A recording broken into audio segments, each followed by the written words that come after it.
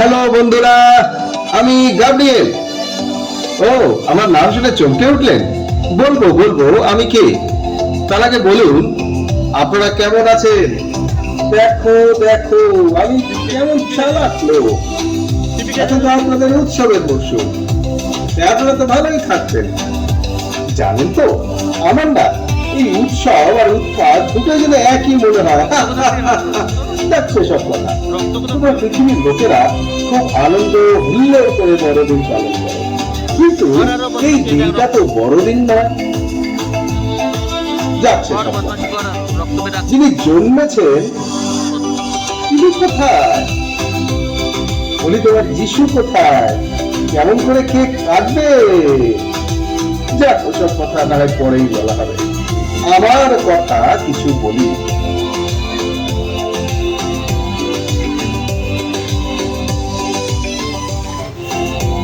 মরিয়ম তিনি তার বাড়িতে একদিন ব্যস্ত ছিলেন, আর এমন সময়,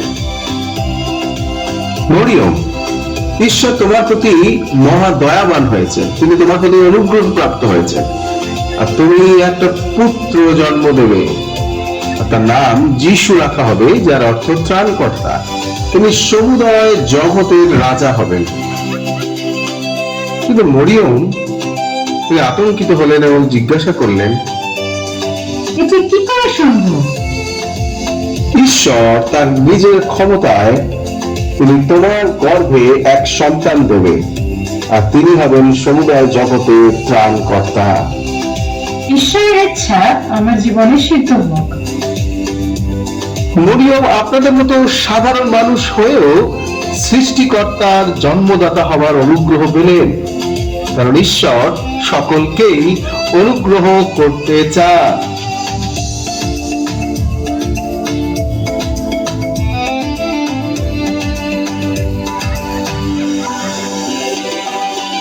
যিশুর জন্মের পর মরিয়ম ও তার পালিত পিতা যোসেফ যিশুর দেখাশোনা করতে শুরু করলেন, এবং ওই সময় আশেপাশের মাঠে যে সমস্ত রাখালেরা তাদের মেষদেরকে চড়াচ্ছিলেন, তাদের কাছেও স্বর্গদূতদের সংবাদ গেল যে তাদের জন্য ত্রাণকর্তা জন্মেছেন, এবং সেটার জন্য তারা সবাই সেই ছোট্ট যিশুকে দেখতে এলেন।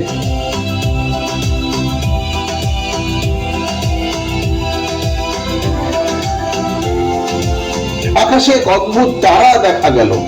তারা এক চিহ্ন দিল, রাজা জন্মেছেন, এবং সেই রাজাকে দেখবার জন্য পণ্ডিতেরা ছুটে গেল, এবং তারা সেই তারাটিকে দেখে যীশু খ্রিস্টকে গোয়াল ঘরে শোয়ানো অবস্থায় দেখতে পেলেন।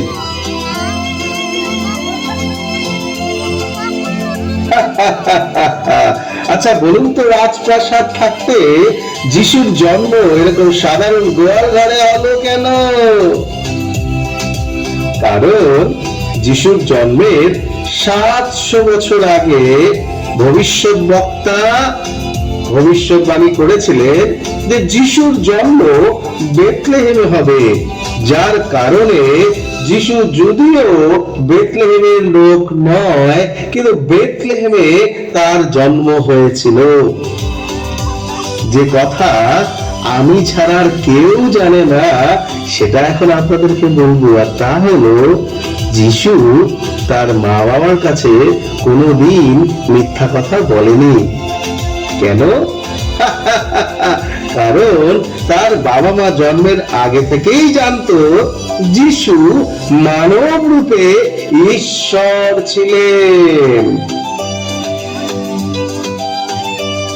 যিশু বয়সে, বুদ্ধিতে, জ্ঞানে বড় হতে লাগলেন।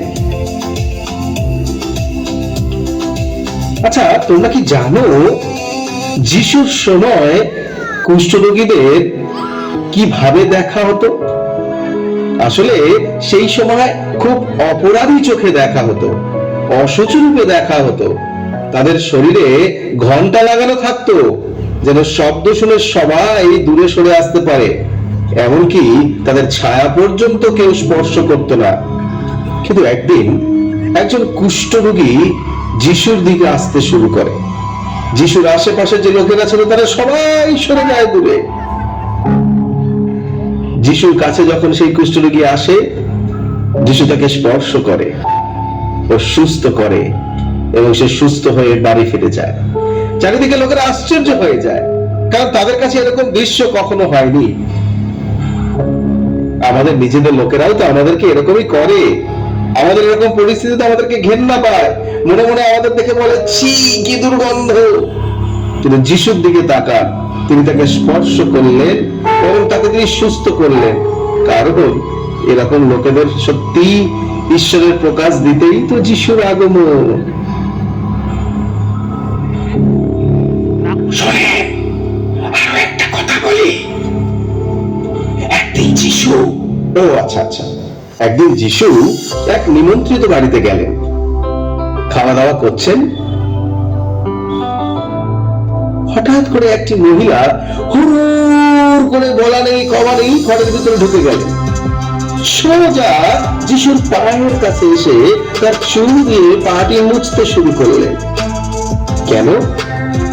আরে মহিলাটা তো চোখের জলে যিশুর পা ধুয়ে দিচ্ছিলেন আর চুল দিয়ে সেই ভেজা পাটি মুছে দিচ্ছিলেন। কারণ সে যে একজন পতিতা ছিলেন, লোকেরা তাকে পছন্দ করতে না। নিমন্ত্রণ কর্তা খুব রাগ করলো, মনে মনে যিশুর প্রতি তার রাগ দেখাতে শুরু করলেন। যিশু বললেন, শিমোন, তোমাকে আমার একটা কথা বলার আছে। একজন মহাজন, যার কাছে দুজন ঋণী ছিলেন, একজন 5 লক্ষ টাকা আর একজন 5,000 টাকা। কেউই সে ঋণ ফেরত দেওয়ার মতো পরিস্থিতিতে ছিল না। মহাজন দুজনকেই ক্ষমা করে দিলেন তাদের ঋণ। আচ্ছা বলো তো শিমোন, কে বেশি খুশি হবে? শিমোন উত্তর দিলেন, আমার মনে হয় যার বেশি ঋণ ছিল। যিশু বললেন, ঠিক বলেছ। এই স্ত্রীলোকটি তোমার বাড়িতে আসার পরের থেকেই তার চোখের জল দিয়ে আমার পা ধুয়ে দিয়ে তার সমস্ত ভুল স্বীকার করছিল। আমি তার সমস্ত পাপ ক্ষমা করে দিয়েছি। আপনিও আশেপাশের লোকগুলোর মতো ভাবতে শুরু করেছেন যে যিশু কি করে পাপ ক্ষমা করবে। আমি আপনাদেরকে বলি, যিশু নামের অর্থ ত্রাণকর্তা। তাই তো তিনি মানুষের পাপের ক্ষমা দিতে এসেছে।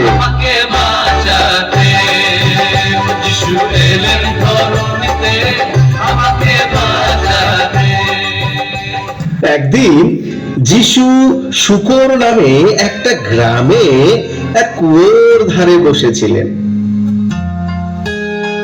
একজন সমরীয় মহিলা দুপুর বেলা জল নিতে আসছিলেন।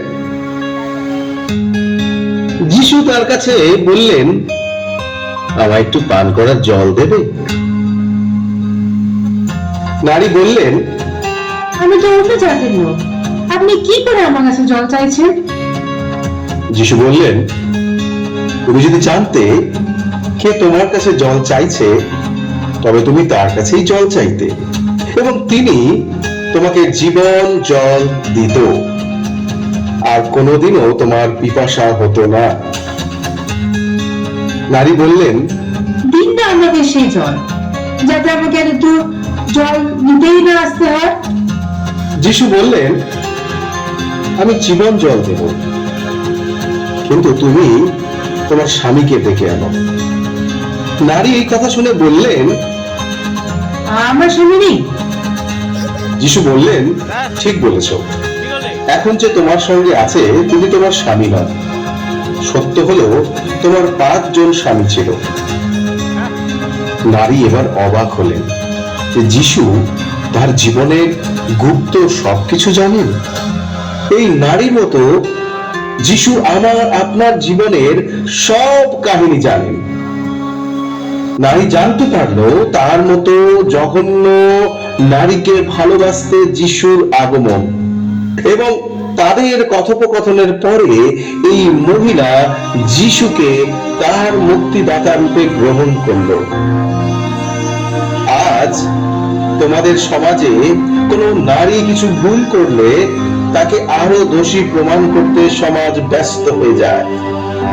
যিশু এই কুয়োর পাশে গিয়েছিলেন যেন নারীর জীবন পরিবর্তন করতে পারে, তাকে আর অপরাধের দিকে ঠেলে দিতে নয়, কিন্তু অপরাধ থেকে মুক্ত করতে পারে।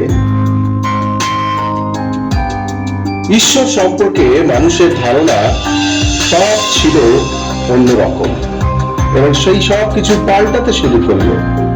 তাই যিশুর প্রতি ধর্মগুরুদের ক্ষোভ বাড়তে শুরু করলো। তারা চক্রান্ত করতে শুরু করলো কিভাবে যিশুকে মারা যায়।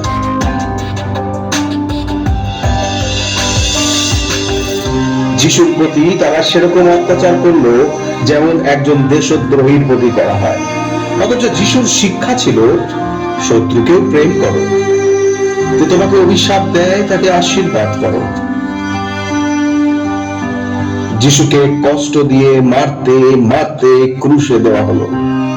ক্রুশ থেকেও যারা যিশুকে শত্রু মনে করলো তাদের প্রতি ক্ষমা প্রার্থনা করলো। যিশু বললেন, পিতা, এদের ক্ষমা করে দাও, এরা জানে না এরা কি করছে। যিশু মারা গেলেন, তাকে কবরে দেওয়া হলো। মৃত্যুর শক্তিকে পরাজিত করে যিশু মৃত্যুঞ্জয়ী হলেন, কারণ পাপের বেতন মৃত্যুকে পরাস্ত করতেই এই পৃথিবীতে যিশুর আগমন।